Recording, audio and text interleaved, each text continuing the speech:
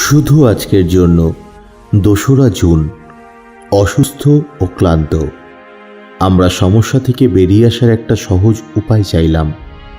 যখন আমরা সাহায্য চাইলাম তখনও আমরা শুধুমাত্র আমাদের দুঃখ কষ্টগুলি চলে যাক এটুকুই চাইতাম। বেসিক টেক্সট, পৃষ্ঠা নাম্বার 5। জীবনে কিছু একটা গণ্ডগোল হচ্ছে। আসলে অনেক দিন ধরেই কিছু একটা ভুল হচ্ছে, যাতে আমরা জীবনে কষ্ট পাচ্ছি আর যা আমাদের জীবনকে জটিল করে তুলছে। সমস্যাটা হলো, নিজের জীবনকে তোলপাড় করে আমূল পরিবর্তন করার থেকে আমাদের নিজেদের দোষে উদ্বুদ্ধ কষ্টটাকে সহ্য করে যাওয়াটাই বেশি সহজ মনে হয়। আমরা হয়তো কষ্ট থেকে মুক্তি পেতে চাই, কিন্তু আমাদের এই কষ্টের উৎসটাকে নির্মূল করার জন্য যে কাজটা সত্যি করা প্রয়োজন, সেটা করার জন্য খুব কম ক্ষেত্রেই আমরা ইচ্ছুক হই। আমাদের মধ্যে বেশিরভাগ নেশাশক্তি থেকে রিকভারি পেতে চেষ্টা করিনি, যতক্ষণ না আমরা জীবনে ক্লান্ত আর অসুস্থ থাকতে থাকতে বিরক্ত হয়ে পড়েছিলাম।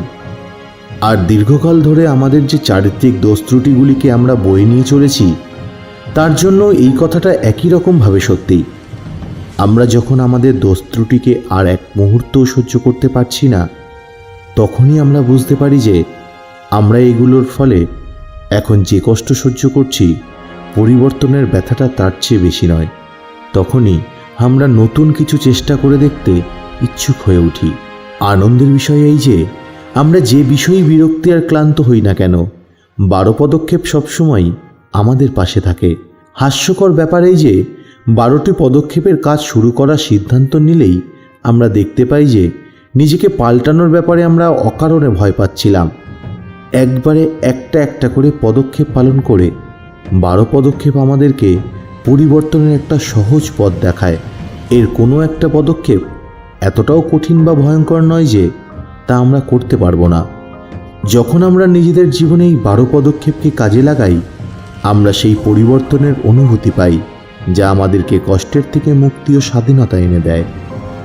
শুধু আজকের জন্য একটি পরিপূর্ণ সুখী জীবনযাপন করার ক্ষেত্রে যা কিছু বাধাই আসুক না কেন, আমি জানি যে একবারে একটি একটি করে পদক্ষেপ পালন করলে প্রোগ্রাম আমার পরিবর্তনের সাহায্য করতে পারে।